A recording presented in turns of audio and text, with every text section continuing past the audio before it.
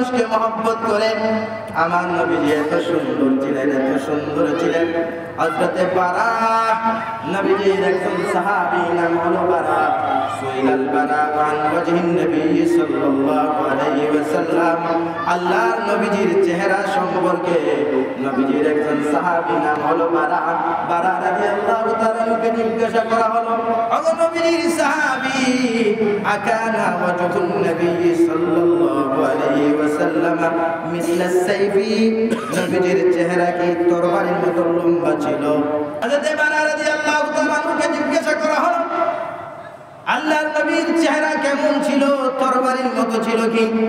লম্বা চেহারা ছিল কি? তিনি বলেন, লা লা লা বাল মিথলাল কামারি, আমার নবী বিশ্ব নবীর চেহারা ছিল পূর্ণিমার চাঁদের মতো।